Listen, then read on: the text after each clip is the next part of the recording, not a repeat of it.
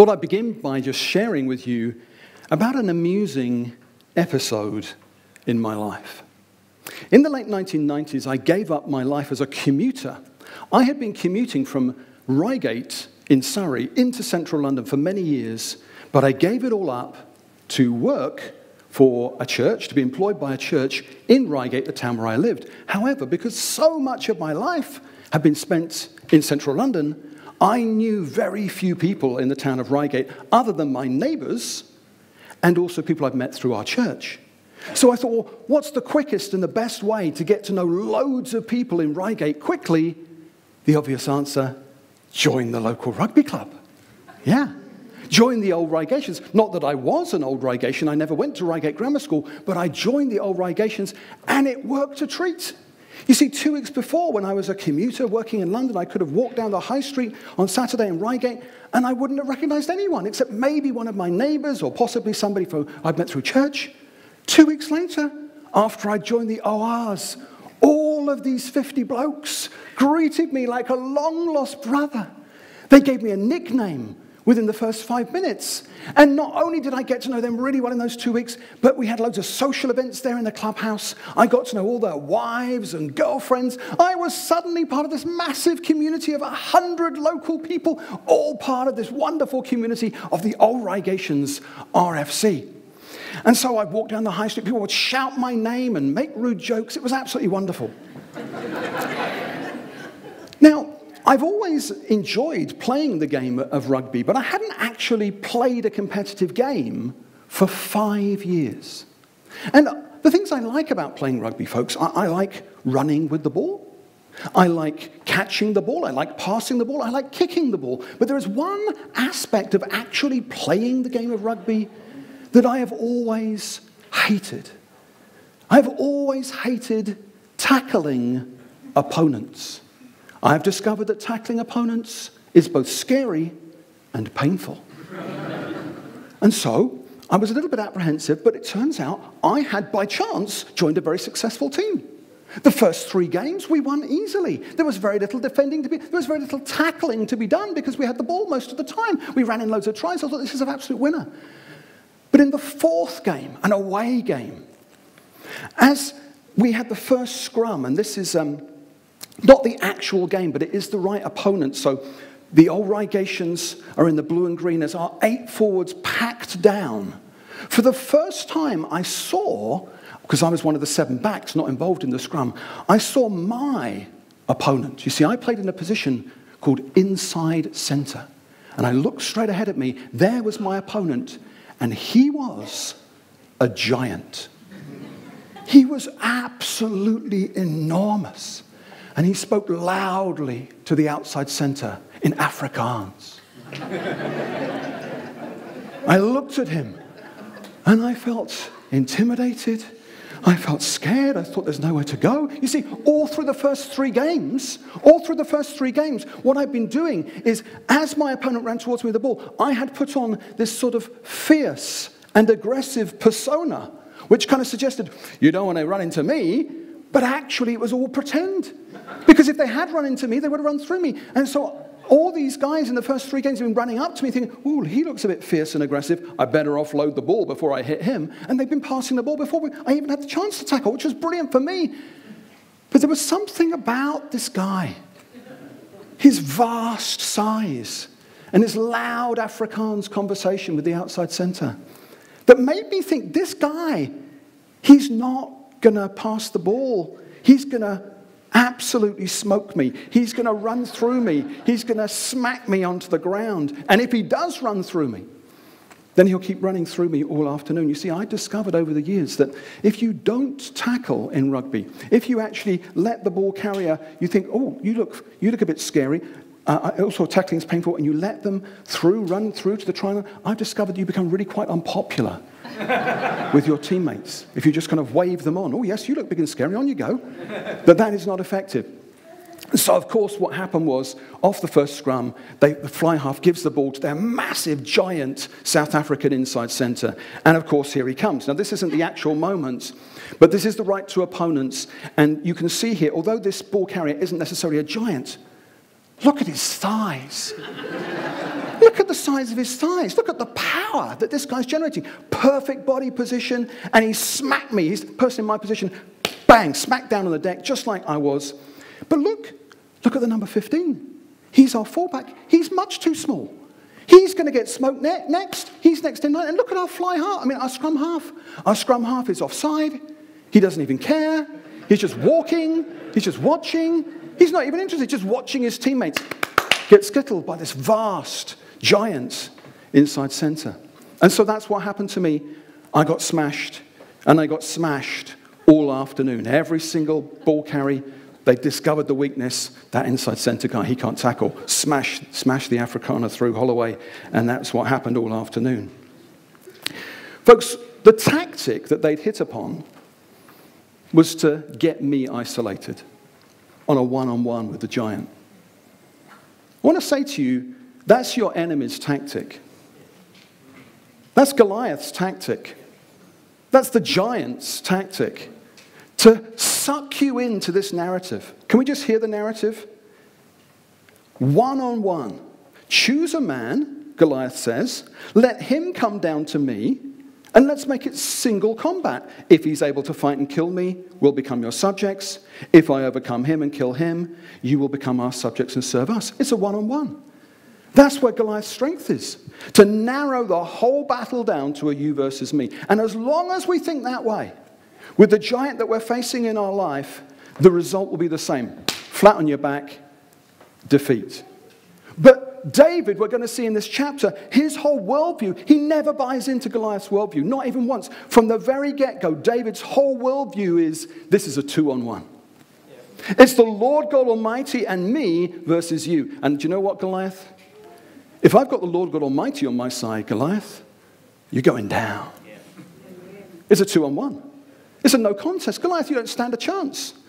David's confidence is based on the fact that he never bought in to the narrative of single combat. Folks, it's time to slay the giant. If you were here last week, you might have been listening to me. And by this stage, now we're into week 2, you might be thinking, Adrian, you seem very keen to talk to us about the giants in our lives. But Adrian, have you, Adrian, ever faced a giant in your life? And the answer is yes. The most intimidating and effective giant that I have ever faced is the giant of unforgiveness. Folks, I faced this giant for 7 years before eventually that giant came down. And you might hear that and think, oh gosh, 7 years, that's really quite a long time, Adrian. You might be thinking, Adrian, you're leading our church. And if you'd failed to forgive somebody who you believe hurt you for 7 minutes, we'd understand. If you failed to forgive the person who you believe hurt you for 7 weeks, we'd think, well, that's understandable. If you failed to forgive the person who you think wronged you for 7 months, well, it took you 7 months, I suppose. That's quite a long time. But Adrian, you might be thinking, 7 years?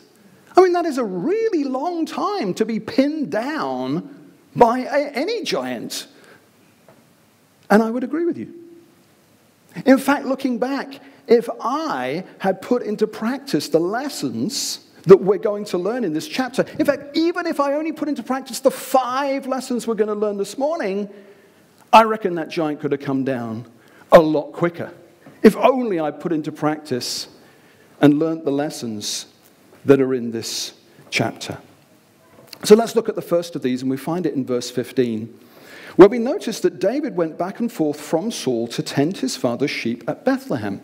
Now, this is interesting because it kind of suggests that there was some prior relationship between David and Saul before David arrives at the valley of Elah to fight Goliath. And that's absolutely right. Turns out that King Saul has these foul moods, dark thoughts, dark moods. And some bright spark has heard David playing his harp and singing his lovely worship songs. And they put 2 and 2 together and thought, if we can ship in the harp-playing, psalm-singing, worshipping shepherd boy to the palace, maybe he can kind of soothe the dark moods of the king. And that's exactly what happened. So David has this kind of worship ministry that's recognized at the palace, but still, it's rather impressive. He is more than happy to go back and tend his father's sheep. But what's really amazing, folks, is to consider that this going back to look after the sheep, which is a rather mundane activity in the ancient world, this is happening. David is doing this after he has been anointed as the next king of Israel. You see, in the previous chapter, the prophet Samuel has found Jesse's household. He's been told by God that one of the sons of Jesse is going to be the new king, so he overlooks the first 7 sons because none of them are the right one. And David has been chosen. Can you imagine? The eyes of the Lord God Almighty are scanning the entire earth. God chooses one particular nation that he's going to deal with particularly. And then looking over every single person in the nation of Israel, God chooses you. I mean, how amazing must that be for David? He's like God's man of power for the hour. He's like the one person living on the surface of the planet that God has chosen. So he knows that he's anointed as the next king of Israel. And he knows that he already has this worship ministry at the palace, and yet still, David is willing to go back and look after the sheep. First thing we learn about David is that David was humble. He was humble despite the fact that he was the anointed successor to Saul, more than happy just to keep going back and looking after the sheep. We read in verse 16 that for 40 days, the Philistine came forward every morning and evening and took his stand. So what we have, folks, is we've got a stalemate. There's this massive, intimidating giant. He comes forward every morning, shouts the odds, shouts his defiance, ridicules the God of Israel. Nothing's happening. All the Israelites are scared. They're stuck. This whole situation is deadlocked. Maybe you feel that's what's happening in your life. Maybe you're facing a giant, and right now there seems absolutely no prospect that anything will change. In fact, you're thinking, Adrian, if you knew what the giant was in my life, you wouldn't be expecting that giant to come down anytime soon, if you knew. And I can understand that. This is a picture of Trudy Makepeace. Trudy Makepeace was born not far from here in Reading. She grew up in Newbury.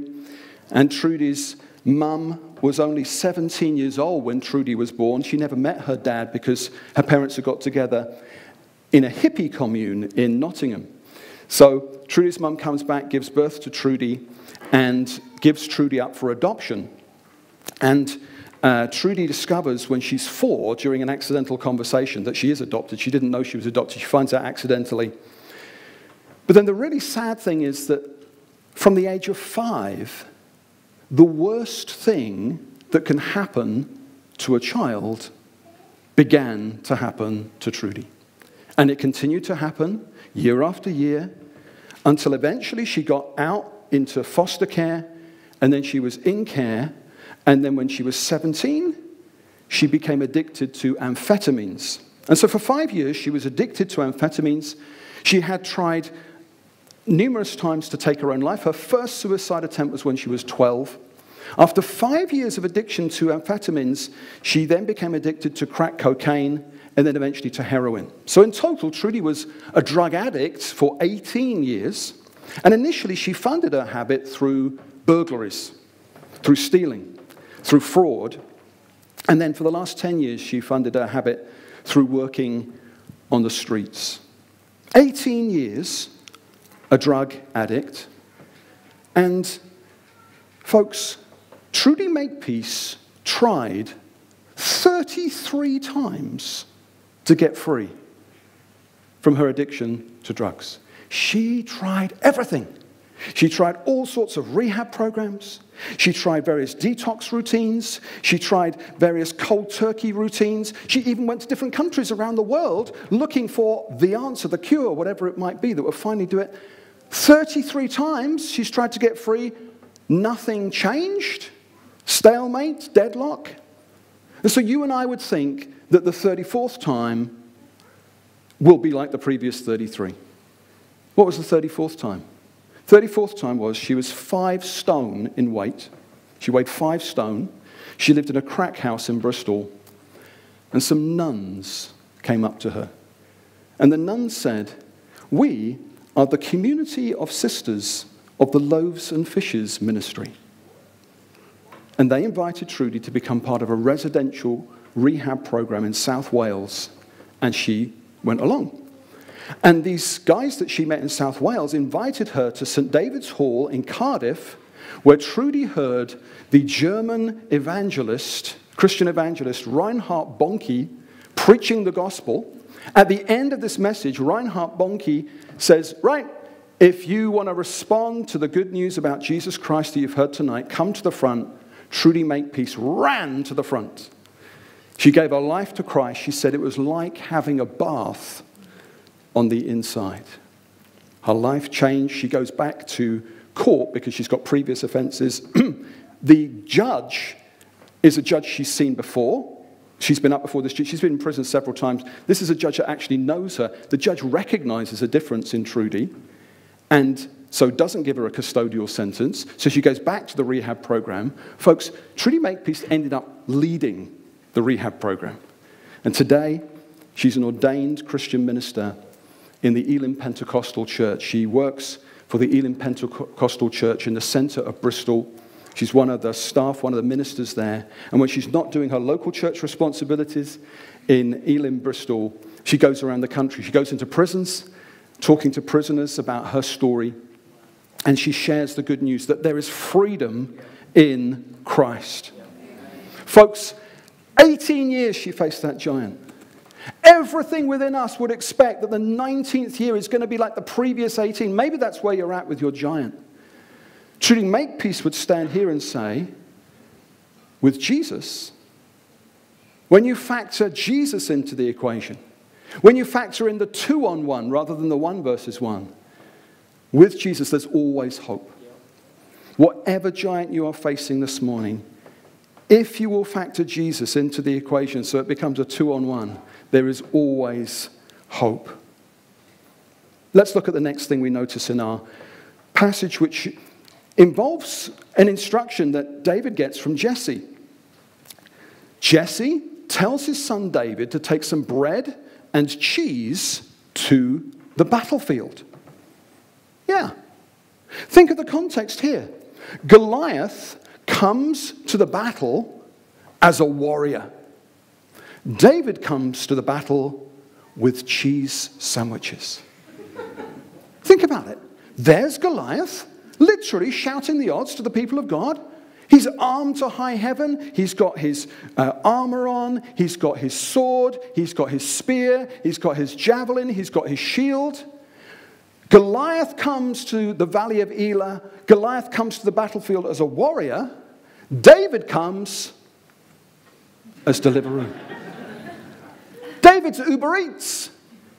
David comes to bring, he's on a cheese run. Goliath's got the sword.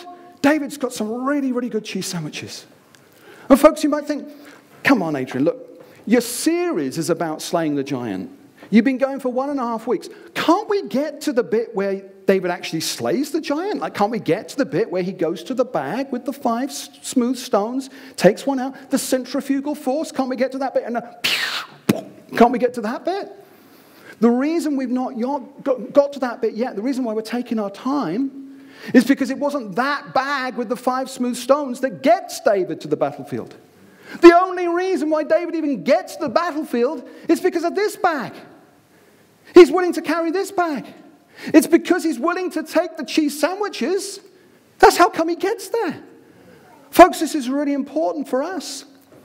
Because if we want to slay the giants in our lives, we need to do what David did, and David was willing to serve. Can I ask you, are you willing to serve? David was willing to serve. Think about it. He's already got this nationally recognized worship ministry. He's already the anointed next king of Israel. He's God's man for the world. He already knows the purpose and plan of God. The hand of God is upon him. And at this moment, when Jesse says, do you know what, David, could you take the cheese sandwiches? He could have said, well, Dad, to be honest, I feel like I've kind of moved beyond that stage in my life. I mean, I am anointed. I feel like the rather mundane, taking it, that's not really my thing anymore. I mean, I used to, do you know what? I think, Dad, things have moved on. Perhaps you haven't heard my heart playing, like those psalms I'm writing. Perhaps you haven't heard about what I'm doing with Saul. But to be honest, Dad, I'm beyond the cheese run. But no, he's willing to serve.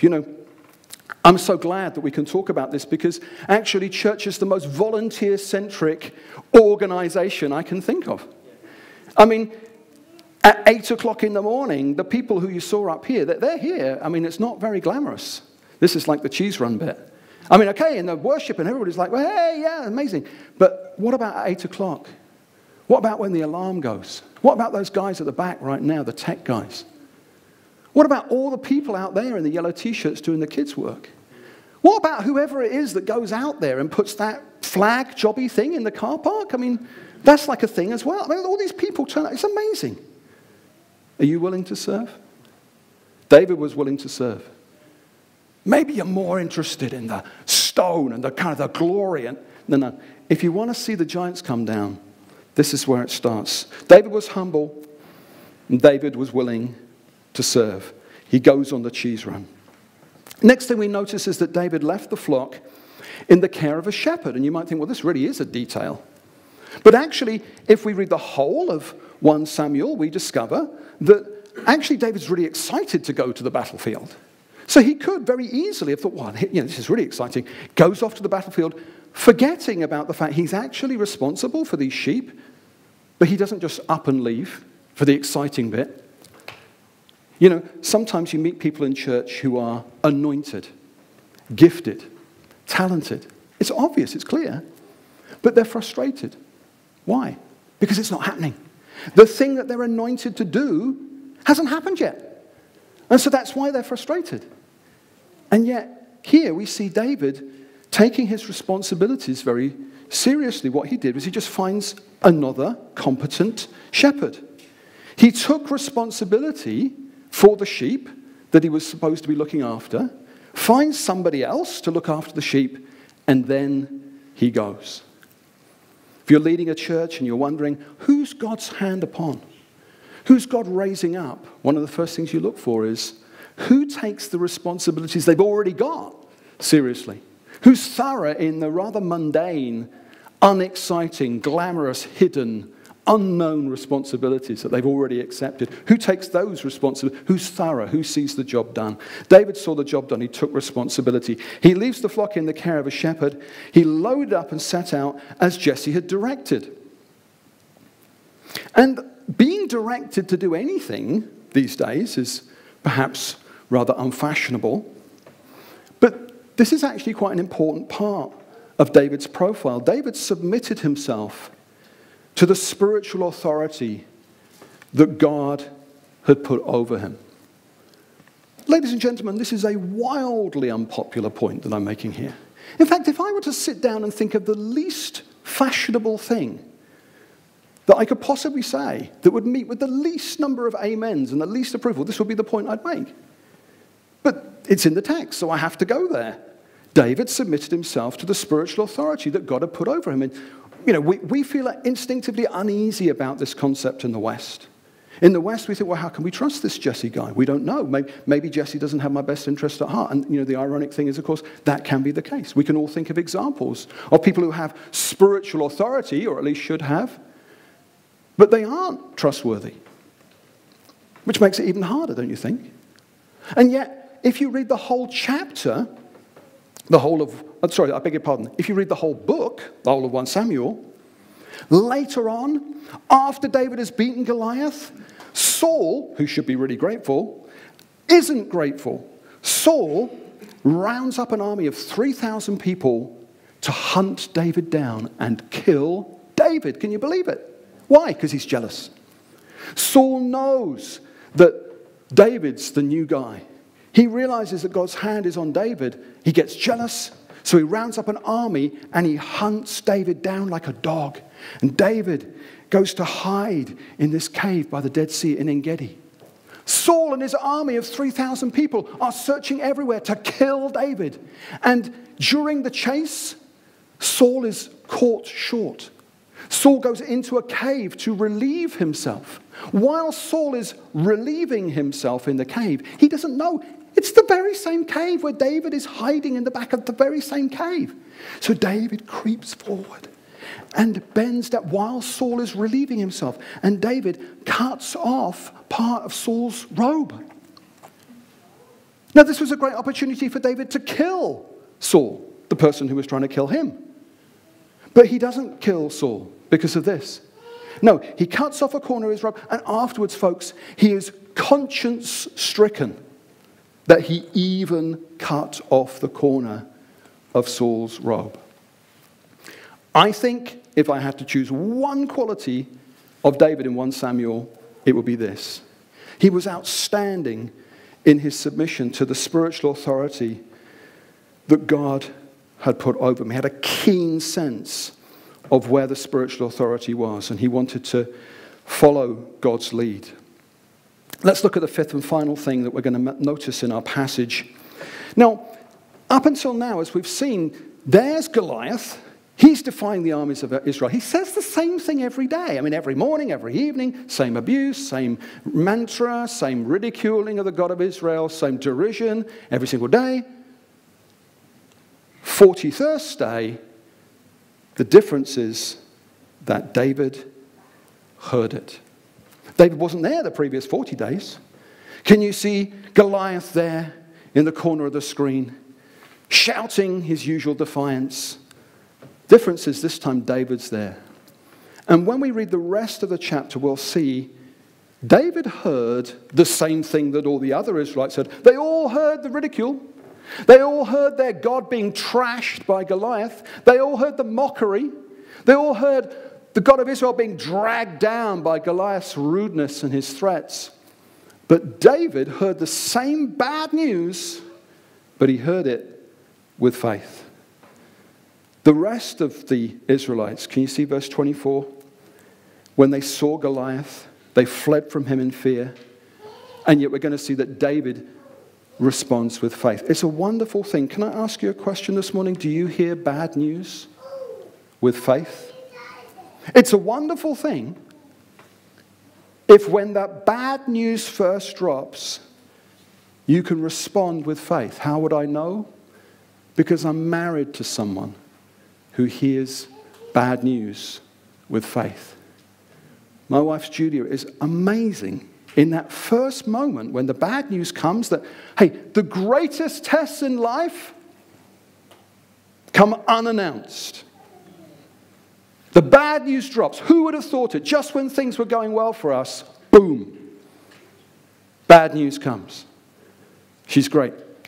Didn't know it was going to happen. Straight in there. Responding with faith. Lifts the whole mood. Lifts me, lifts everybody around her. Do you hear bad news with faith? David did. It's another reason why God used David. And as we're going through these 5 points, you might, as we come into land here, be thinking, do you know what? This is a pretty tall order, Adrian. I mean, I've listened to your talk, but to be honest, apparently, I've got to be humble. Apparently, I've got to be willing to serve. I've got to take responsibility. I'm supposed to be submitted to the spiritual authority that God's put over me. And I'm supposed to hear bad news and respond with faith. And you might think, I don't know if I've got much faith. You might be thinking, I've only got a little bit of faith. But the great news is, even if you've only got a little bit of faith, if you have put that little bit of faith in Jesus, the giant's going to come down. In fact, he's already come down. How can I be so sure? Because if you've got Christ in you, that changes everything. Let's look now at who is inside you. And as I go through these 5 points, perhaps the band would like to come and join me. Jesus was humble. Jesus humbled himself and became obedient to death on a cross. Secondly, Jesus was willing to serve. He said, I come not to be served, but to serve and to give my life as a ransom for many. Jesus took responsibility. There was a terrible situation. The whole world was separated from a holy God. There's A holy God who cannot compromise his holiness. There's sinful humanity. It's like oil and water. There's no solution. There's a standoff. There's a stalemate. Jesus takes responsibility. Luke 9:51. He set his face like flint and went out to Jerusalem, knowing what would happen to him there. He made a decision to resolutely set out. He knew that he'd be killed. But he knew, as the only sinless man who'd ever lived, he knew that he could solve the problem. There was going to be this amazing exchange where somehow, because he's a perfect man and he stands before this holy God would accept him, and this amazing transformation takes place for you and for me. You see, if you're in Christ this morning, as you stand before a holy God, God sees Jesus' perfection. He sees Jesus' holiness. He doesn't see your sin. He sees the perfection of Christ. And because you're in Christ, it means you are accepted through Christ. Isn't that wonderful? Fourthly, Jesus submitted himself to the spiritual authority that God had put over him. Jesus said that he came down from heaven, and he said, Mike, I came down from heaven not to do my will, but the will of him who sent me. And fifthly, Jesus heard bad news with faith. You remember when they said, oh, Jairus' daughter's feeling unwell? And so off Jesus goes to minister to Jairus' daughter, to heal her. And then on the way, they said, no, teacher, you don't need to come anymore. You don't need to come anymore because she's already dead. And so they're expecting Jesus to stop and turn around and go home. But Jesus heard the bad news. He said they heard the same bad news that everybody else heard, that she's dead. But he responds to the bad news with faith. He says, no, she's not dead, she's just asleep. And they're like, no, Jesus, we just come from the house. She's not asleep. She's dead. Like, what part of dead don't you understand? She's not, no, she's asleep. They laughed at him. That's the kind of faith that you've got inside you.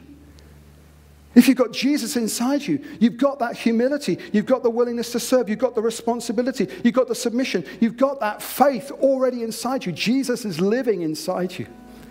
Isn't that wonderful? Yeah. Folks, at the end of this message, if we buy into the narrative that it's a one-on-one, then we will be pinned. Yeah. You'll be like I was, pinned down by the giant for 7 years. But if for a moment we will begin to believe that this person is living inside you right now, rather than I cannot win, instead, you cannot lose. You're like a circle that floats around me, keeping me safe and sound. And when I fall, you've tied a rope to me. You're blessing me every day.